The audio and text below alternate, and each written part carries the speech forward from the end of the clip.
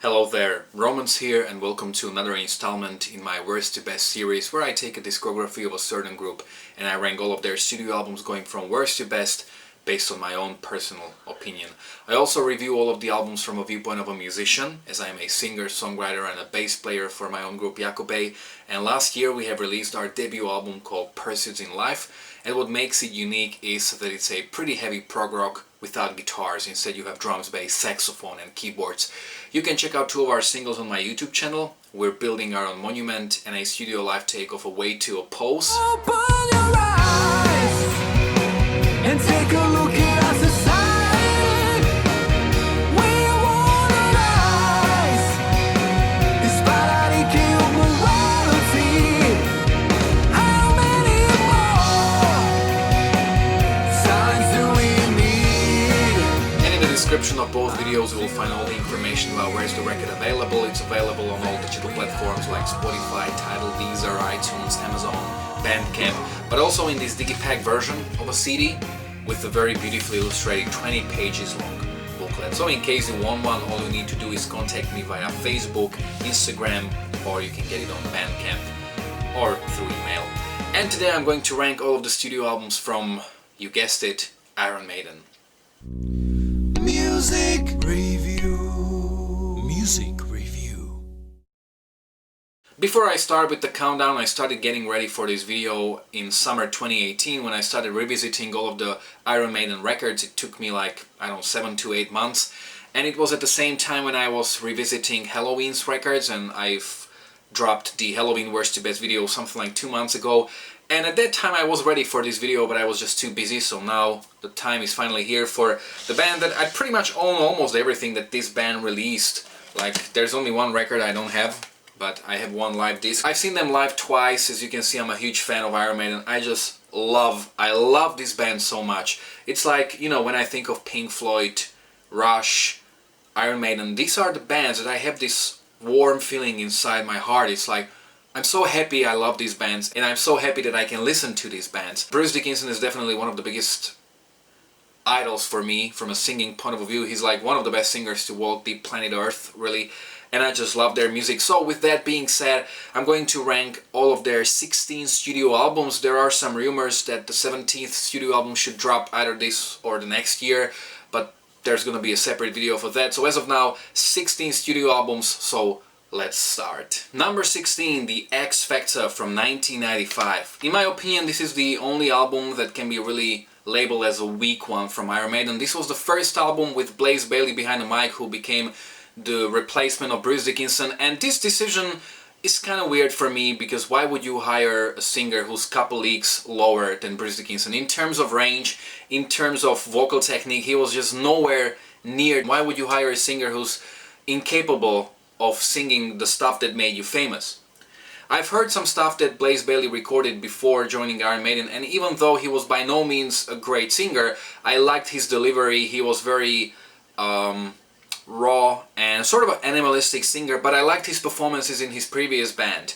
But on this album, he pretty much sounds like a shy boy that they put in a corner and they told him, you're gonna sing those melodies, but nothing more. Therefore, his performance is kind of uninspired, and the problem is it's just same. Through all of the songs, his performance is same and it's boring. Maybe with The Unbeliever being a bit of an exception. I've also seen quite a lot of fans being relatively appreciative of this record, which I find kind of weird. There are quite a lot of people appreciating this album, and one of the selling points is that it's a much darker album. I can see it being true to a certain point, but I would say that even the two albums preceding this one were pretty dark, so I don't think this really makes it unique on its own.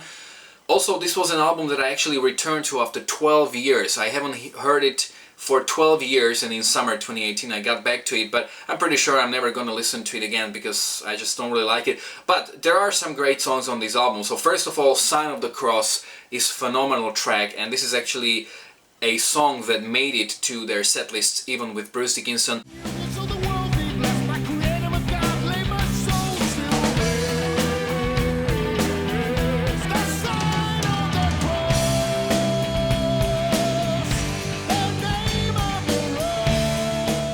Also, like for example, Man on the Edge is a pretty cool song. I don't understand why they've never performed it with Bruce. Lord of the Flies. Saints and sinners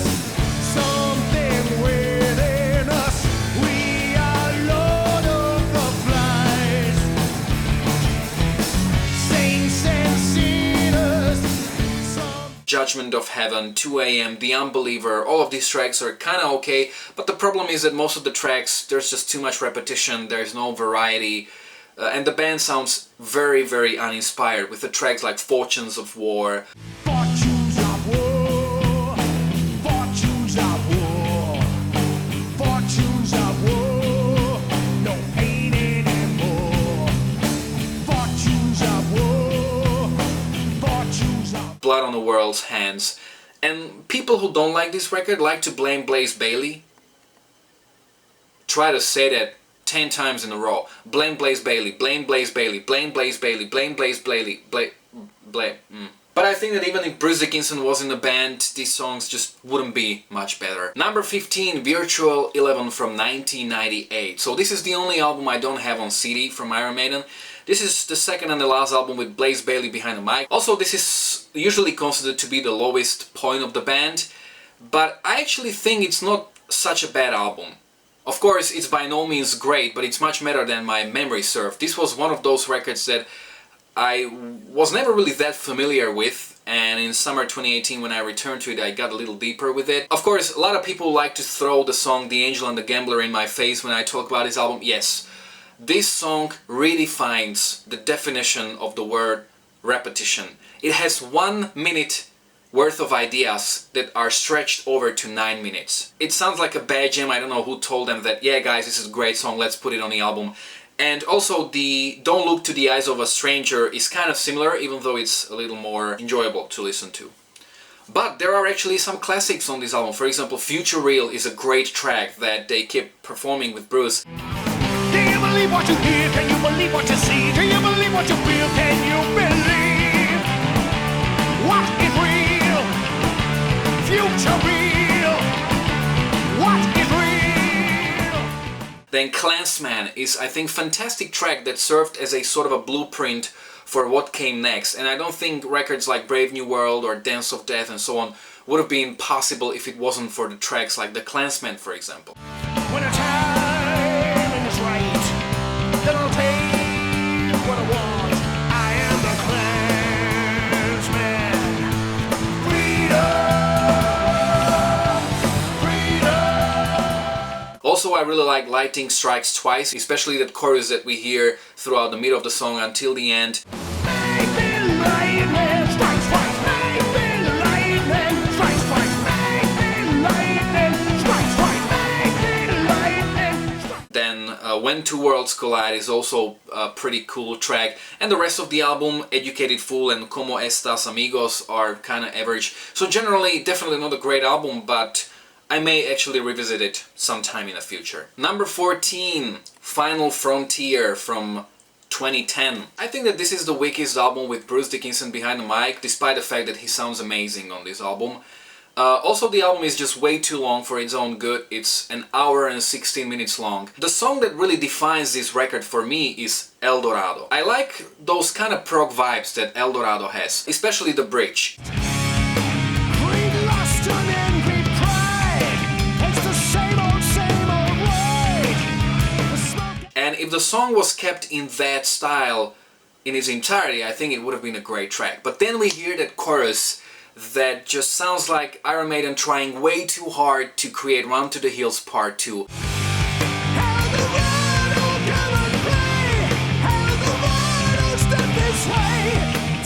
And this is kind of how I feel about most of the song.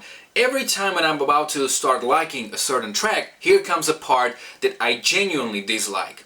A great example is, for example, Starblind. I really love the track for about like 2 minutes, but then the chorus completely breaks the mood, not to mention that it reminds me a lot of the track Stan by Eminem featuring Dido, and I do not like that song.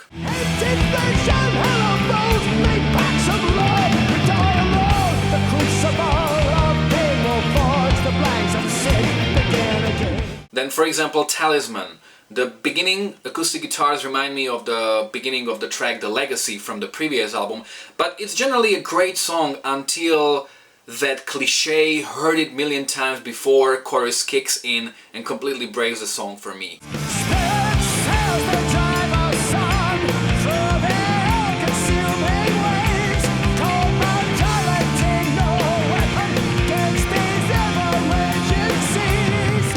like the intro, Satellite 15, which is kind of unique and original, but the title track is just kind of average. Also, Coming Home sounds like a matter of life and death outtake, but in a way that I understand why they wouldn't put it on the record.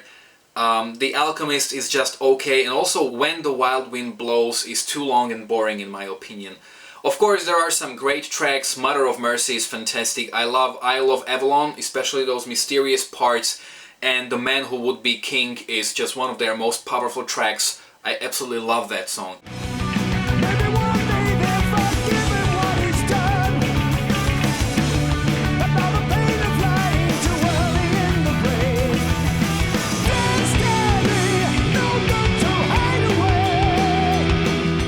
Number 13, Killers from 1981. I know that this may be a bit of a controversial opinion.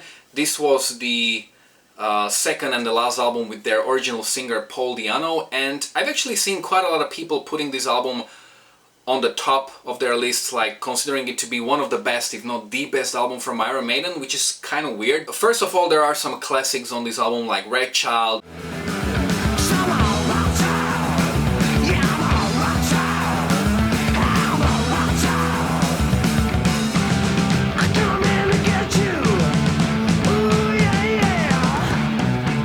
Murders in the Rue Morgue.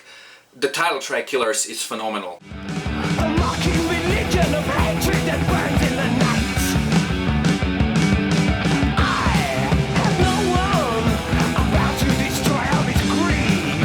A voice inside me. Also, I really love Twilight Zone.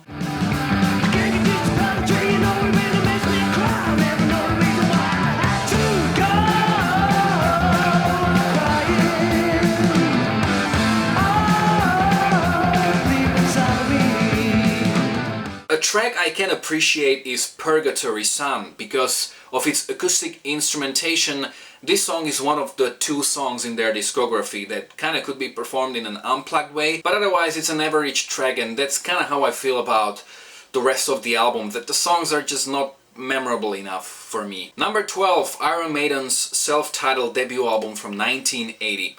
So first of all, this was the very first album I actually liked from them. I remember when I was like 14, I've listened to their records and I didn't really like the stuff with Bruce Dickinson at that point, but I actually was very fond of the debut album, and I think it's generally a pretty great album. So why it's here, I'm gonna get to that in a second. First of all, I really love Paul Di'Anno as a singer. I think that while Blaze Bayley was relatively average as a singer, Paul Di'Anno had definitely something that made his performance magic. I love how beautifully raw his performance is. And even though that Iron Maiden were in their core a heavy metal band, they sound very punkish, mainly because Paul Di'Anno was essentially a punk singer, and it is always said that it's the singer who kind of determines the sound and the style of the band, and I think that this is a great example of that. Most of the tracks sound like metal anthems with that punk attitude. For example, Prowler, Sanctuary, Running Free.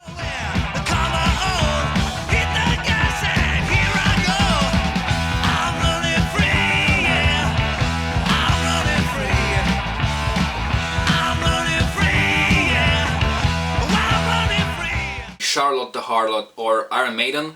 I really love Remember Tomorrow, which is like a power ballad that paved the way for future classics like Children of the Damned, for example. Phantom of the Opera is probably their first signature track, and I really love how proggy it is.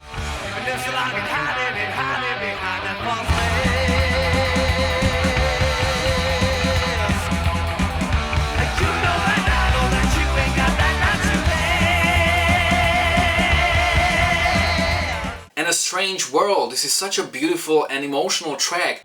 All my feelings cannot be held. I'm happy in my new strange world.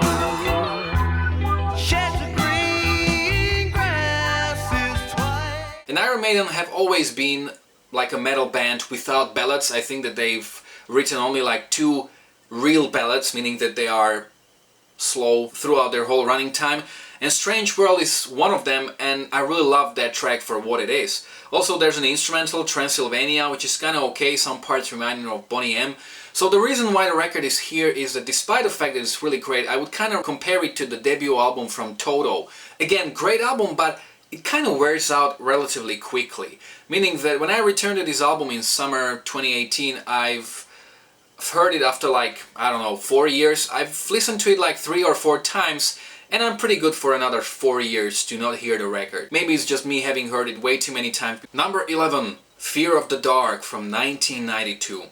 This is one of the records that even the most dedicated fans seem to be bitching about, and I think that generally this is a very solid album.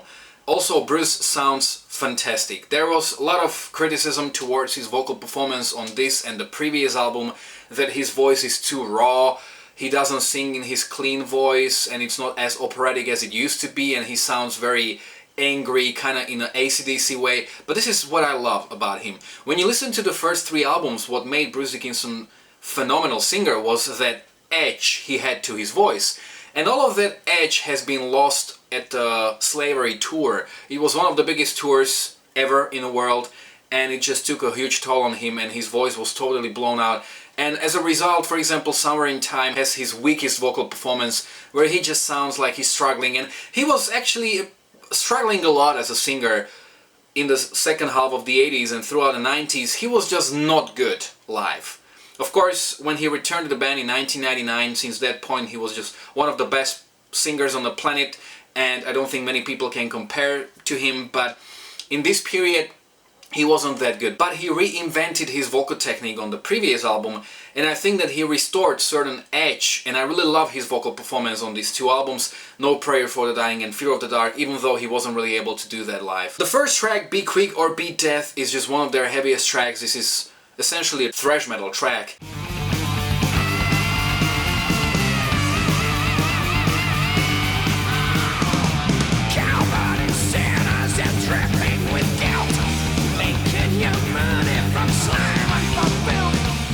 And also I love some darker songs that are reminiscent of the previous album. For example, Fear is the Key, which is very cool. I love those screams.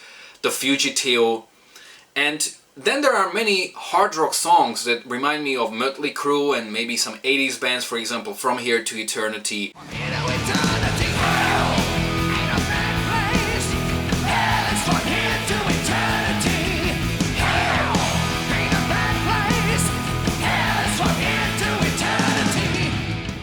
Chains of Misery, The Apparition.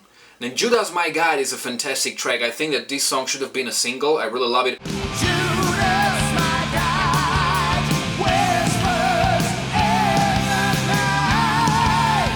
Judas, my guide. Also, Weekend Warrior is a pretty badass track. Then we have some more traditional Iron Maiden tracks like Afraid to Shoot Strangers, where we have slower and then heavier parts. Then Childhood Innocence is almost artistic in its songwriting, and therefore it is more memorable and it kind of stands out. Very atypical song from Iron Maiden. And this is the second album with the ballad, Wasting Love. Fantastic track. I absolutely love this ballad. Beautiful performance, and it's actually one of the 2 ballads that they have. Spend your years full of loneliness, wasting love in a desperate caress. And of course I haven't mentioned the title track, Fear of the Dark, which is definitely the most overplayed song from Iron Maiden. Even people who don't listen to metal know this track usually. It's fantastic. I love the whole track, the guitar solos. I remember when I was like 15 and I heard a track for the first time, I was like, wow, I wish I had a voice like that. 14 years later, still wishing for the same thing. But I've just heard it so many times that I always just stop the record before the song kicks in, because I can't listen to that song anymore. Number 10, Dance of Death from 2003. So this was the second album since Bruce Dickinson's and Adrian Smith's return to the band. And I think that this is generally a very solid album. The big downfall of it is that it's essentially a carbon copy of A Brave New World. Like, for example, Rainmaker is like this typical 2000s Iron Maiden song. It's almost pop song in its nature. You tell me we can start the rain. You tell me that we all can change. You tell me we can find something to watch the No More Lies kind of reminds me of Brave New World. Then The New Frontier is kind of like Wicker Man. I remember when I was a kid, one of the first music videos I've seen from Iron Maiden was Wildest Dreams, and at that point I was like, what a weird song. And I don't think that my attitude has changed that much. I always considered it to be a rather odd song in Iron Maiden's discography, and I was never really a big fan of it. Then Gates of Tomorrow has a very memorable anthemic chorus. Also Age of Innocence. This song has basically a pop chorus, kind of reminiscent of, for example, the track Thin Line Between Love and Hate from the previous album.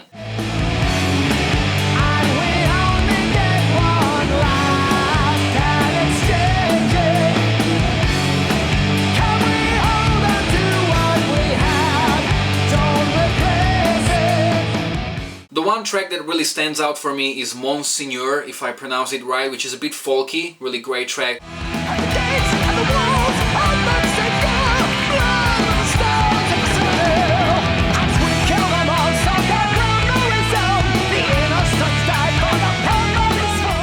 Also we have two really great epic tracks in the style of the songs like Alexander the Great or Rime of the Ancient Mariner, and these are the title track Dance of Death with phenomenal vocal performance by Bruce, and Passchendaele. Face in the Sand is very epic, almost orchestral sounding track. And another track that really stands out for me is Journeyman. Because of its orchestral and acoustic instrumentation, this is another of the two songs that could be performed in an unplugged way. And there's even a little bit folk in it. I really like it.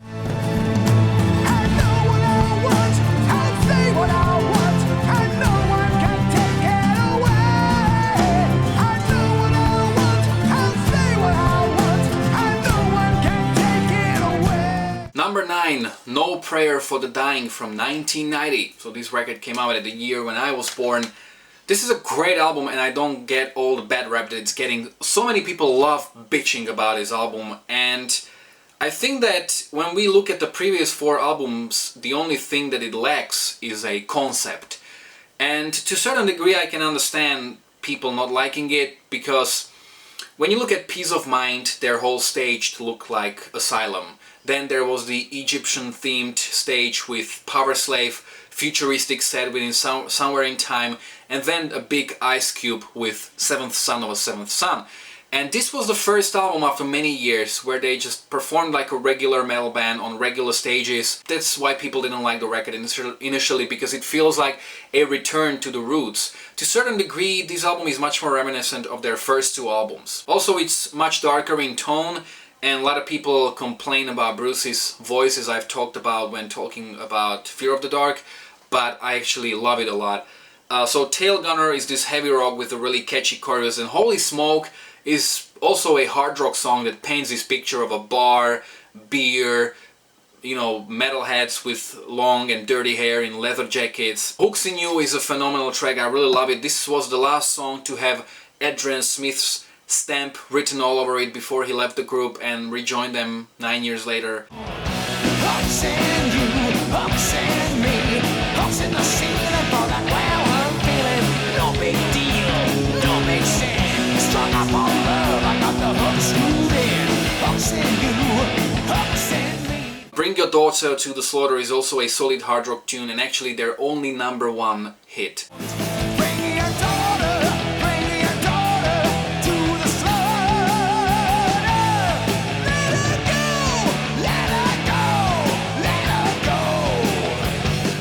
Then the title track is more artistic with really perfect vocals, and then we have quite many darker tracks like Public Enemy #1, I really love it.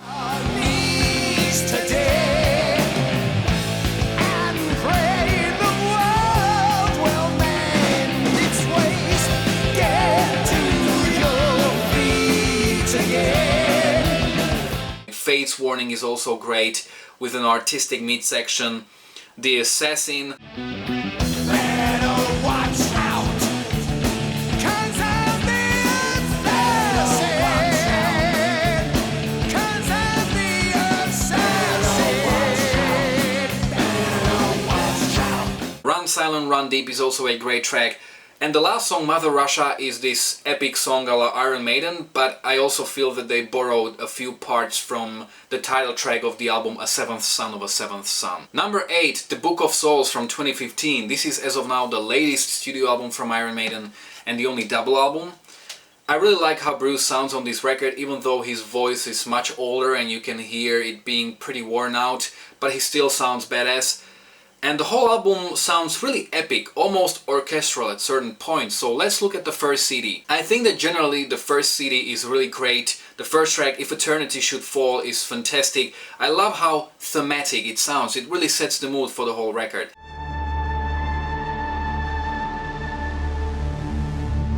Here is the cell of a man,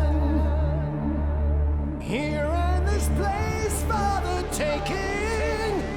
Speed of Light is a great hard rock song with a great vocal performance. Then the Red and the Black has that whoa part which sounds kind of cliche within the heavy metal territory, but other than that it's great. And I would say that every track on this CD1 is really very good. Especially I love, for example, the epic chorus of the title track, The Book of Souls.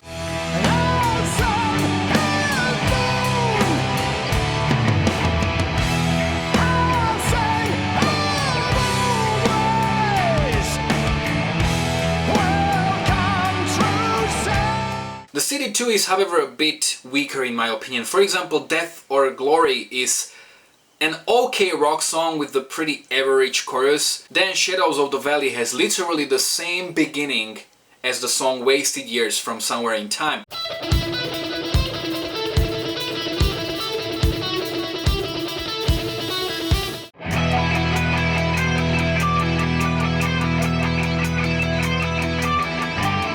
But other than that, it's a great track.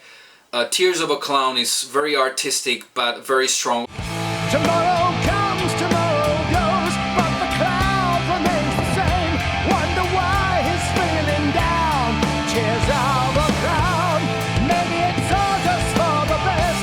Lay his weary head to... Also, I love dark and epic Man of Sorrows. And then we have the 18 minutes long track Empire of the Clouds, which is the longest track from Iron Maiden, and this was the track where a lot of fans were like, yeah, this is the best song. Honestly, I was never really a big fan of this track. All the piano parts sound exactly like someone who just learned how to play the piano wrote them.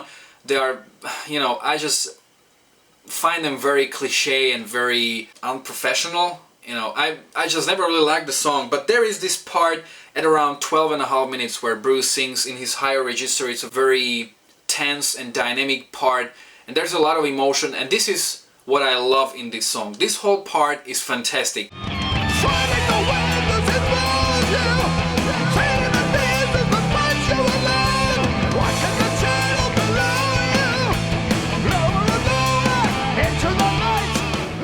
Number 7, The Number of the Beast from 1982. So this was the first album with Bruce Dickinson, and this was a record that has put them on the map and kind of a breakthrough album. It's a classic metal album. I really love it, even though I have probably heard it way too many times. So the first track, Invaders, is a badass track with a pretty innovative songwriting.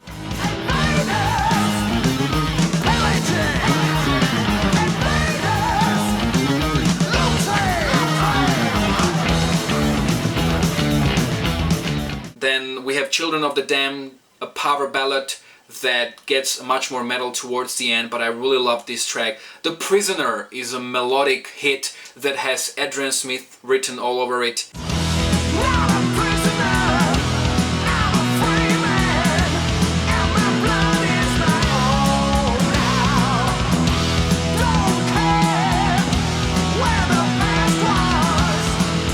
"22 Acacia Avenue" is also awesome. And then we have two big hits, The Number of the Beast and Run to the Hills, that belong to the most overplayed songs from them. And even though I can still listen to The Number of the Beast, Run to the Hills is just a track I skip every time because I've just heard it way too many times. But it's a great song, of course. And one of the most difficult ones. Bruce always had a lot of difficulties pulling this one off. Probably the weakest track on the album is Gangland, but it's still pretty good. Then Total Eclipse is an amazing track that is kind of in the style of American Hard and Heavy, which was like their version of metal.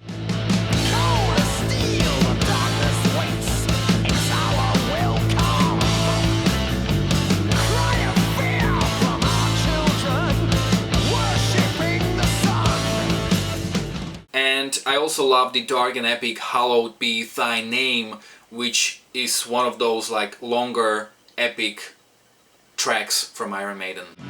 When the priest comes to read me the last rites, take a look to the boughs of the last sites of a wall that has gone very wrong for me. Can it be that there's some sort of error how to stop the surmounting terror? Number 6, Seventh Son of a Seventh Son from 1988. This was their concept album, but in retrospect Bruce said that the whole record felt very unfinished and as if its potential wasn't really fully realized, and I think I agree. It doesn't really feel that much as a conceptual album. I think that also this is some of the most accessible material that the band has written. Also they started using synthesizers and keyboards much more than on the previous album. I love the opener Moonchild, which is very proggy.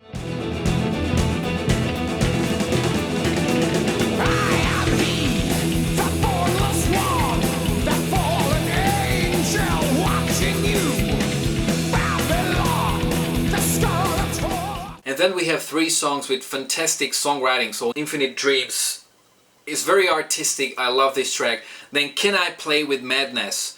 This is one of the best choruses I've ever heard. This is such a radio-friendly song, but it's made in a very non-radio friendly way, meaning that apart from the chorus, all of the other tracks are not necessarily that attractive and are much more proggy. So casual listener would hear that track, he would definitely love the chorus, but he probably wouldn't like the remaining part. This is how I felt when I was listening to this album for the first time, approximately at the age of 15. Can I play with madness? The puppet stared at his crystal ball. Can I play with madness? There's no vision there at all. Also, The Evil That Men Do is a fantastic track that I just love so much. The title track is just so epic. I especially love all those sonic landscapes that they are creating, like with the guitar with that delay. Sounds amazing.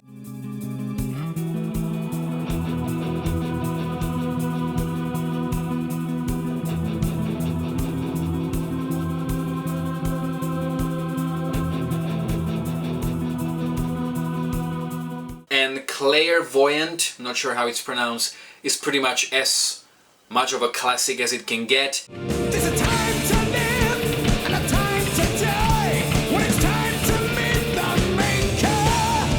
There's a time to live, but isn't it strange that as soon as you're born, you're dying? And then the remaining tracks, The Prophecy and Only the Good Die Young, are still solid, even though not quite in the same league as the rest of the album. Number 5, Brave New World from 2000.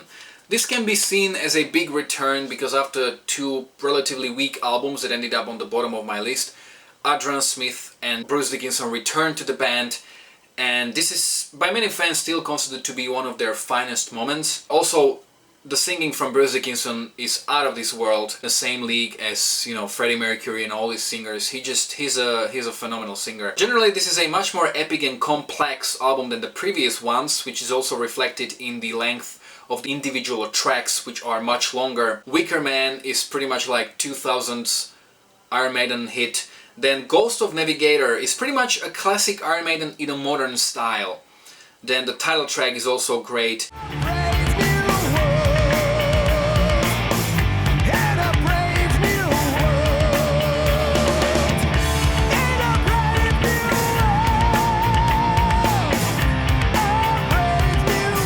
world. Then Mercenary, for example, has heavier verses and a much more melodic chorus. One of the tracks that I really love on this record is Dream of Mirrors, which has many parts, and I like how the song speeds up in the middle and then it goes back. It's very dynamic.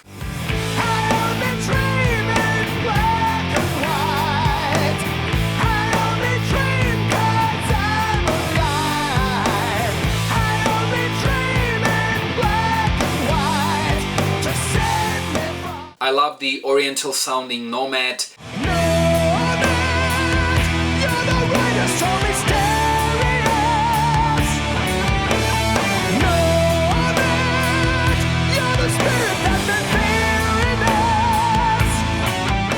The Thin Line Between Love and Hate has just one of those poppiest choruses, and they seem to be using those more predictable, more commercial-like songwriting hacks on this album, and following up until pretty much the Book of Souls.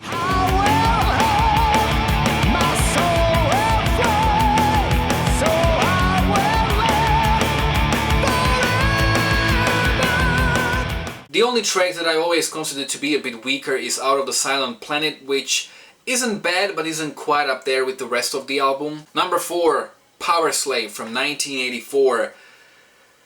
So in a way this was their breakthrough album, in that they had a huge tour supporting this album and they pretty much got this immortal status with this. I love the atmosphere and the theme and the topic of the record. Even though it's not necessarily a perfect album, the first track, Ace is High, is one of those most overplayed songs from Iron Maiden, but unlike the tracks like The Trooper and Run to the Hills or Fear of the Dark, this is actually a song I can still enjoy. I still love this song. It's one of their hardest songs in terms of vocals. He was doing a pretty bad job at the tour performing this track, and it's also one of those songs that they kind of avoid when they can, but since his return he was able to nail it. I love this track.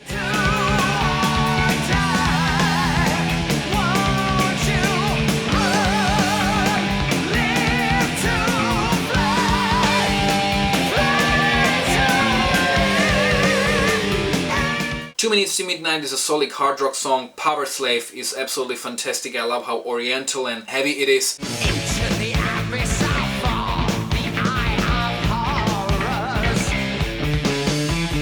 Into the eyes of the night, watching me go. And also the 13 minutes long epic The Rime of the Ancient Mariner is just one of the best tracks I've ever heard, and I absolutely love it. Also, Flesh of the Blade is a very solid track that still has that sort of an oriental vibe.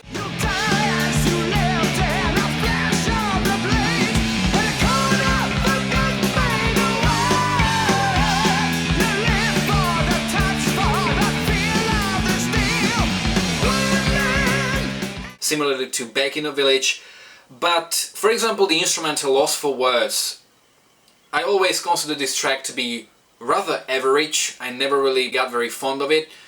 Also, the track The Duelists is a song that I like generally, but I got never used to that chorus, and as a songwriter I would definitely put a different chorus in that song because I just really don't like it.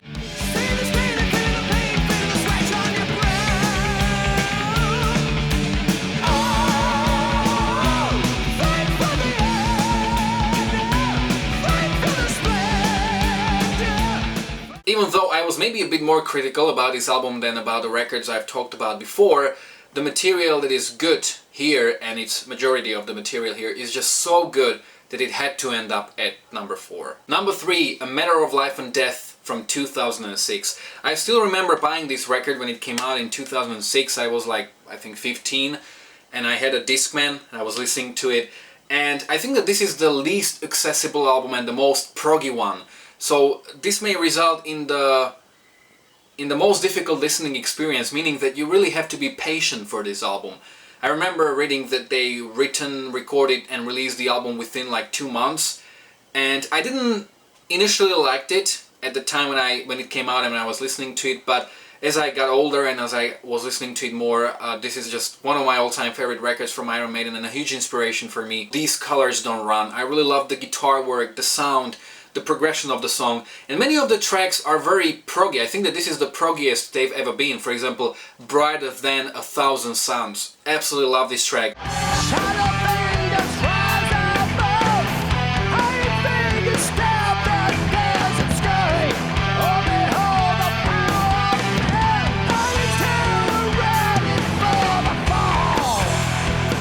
Also, For the Greater Good of God.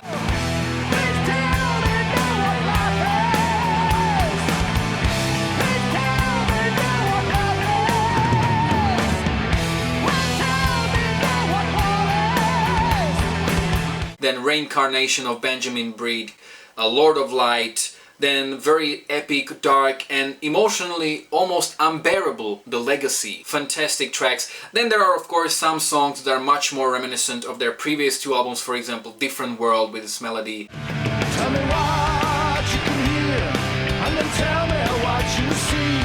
Everybody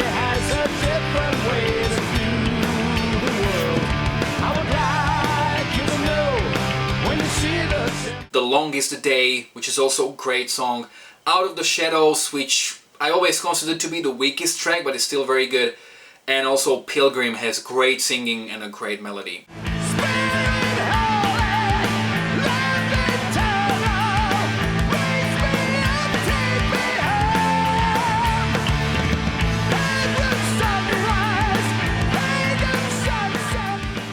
Number 2, Peace of Mind from 1983. Out of the 3 classical albums from Iron Maiden, so the first 3 recorded with Bruce Dickinson, this was always my favorite. Where Eagles Dare is just an epic song and I wish they played it more often.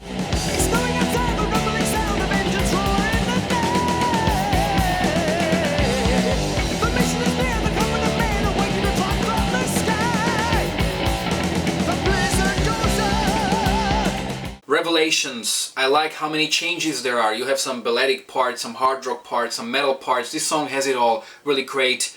Fly of Icarus is a metal hit. Die With Your Boots On is kind of cheeky and funny in a way, but I always love that track.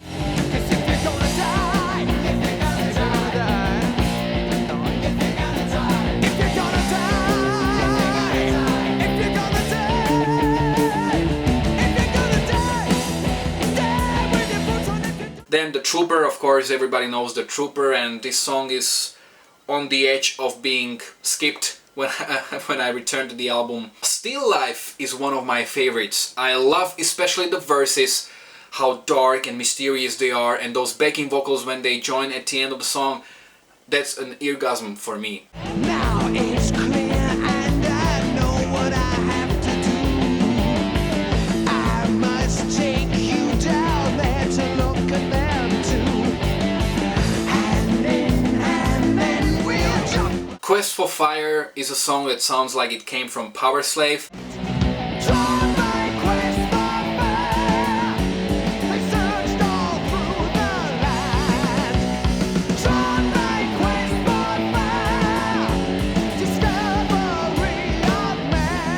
And also Sun and Steel is a potential hit. And of course there's this epic big composition To Tame a Land, also love it. If you're a fan of Iron Maiden, you know which record is left. So at number 1 I have Somewhere in Time from 1986. This is not just, in my opinion, their best album, but one of the best I've ever heard. Absolutely love this record. They started experimenting with synthesizers. Somehow this is an overlooked album. I never really felt too much love for it from Iron Maiden fans. And it's kind of like, for example, Animals from Pink Floyd. It's a phenomenal record, but most fans are like, you know, there are other records that overshadow it. Also, I do have to say that Bruce Dickinson is a phenomenal singer, but this record has definitely the weakest performance of his. And this was due to his voice being blown out after the Slavery tour. And on the most of the album he sounds like he's struggling a lot. A couple of years ago there were these recordings of just his vocals on YouTube, like for example Run to the Hills, vocals only. And if you listen to that, it's phenomenal, that singing. And then there was, I think, Wasted Years from this album, and his voice, there's just so many effects on it, like reverbs and delays and echoes and all that stuff. But still, his voice just sounds tired and worn out. So the first track, called Somewhere in Time, has almost an operatic singing.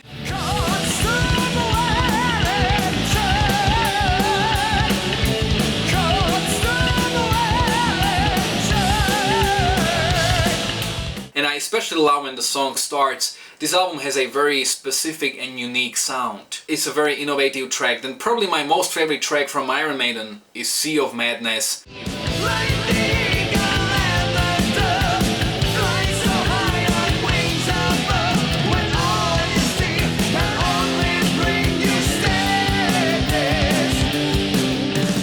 Absolutely love this track. I especially love it after like second chorus. It transforms from a prog rock song into much more of a 80s pop rock song, and this sort of a climax works really perfectly. Of course, the biggest hit and one of a very few songs, I think that at this point the only song that they keep performing from this album is Wasted Years, which is fantastic.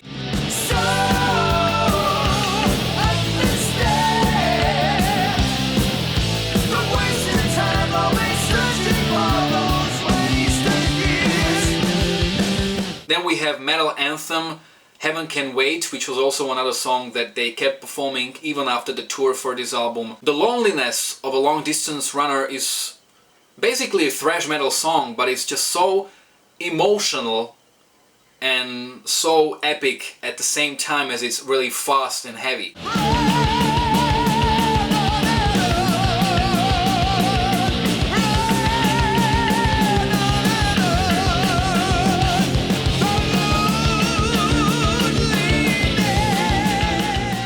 Stranger in a Strange Land is slightly more in that 80s fashion. It's a very groovy hard rock song. Also, I like how it brings more color to the record and it's something different. Also, in a way, it foreshadows the following record, Seventh Son of a Seventh Son. Deja Vu is also cool, and I love the epic track Alexander the Great. I think that only Iron Maiden would be able to get away with having actual dates and years in the lyrics.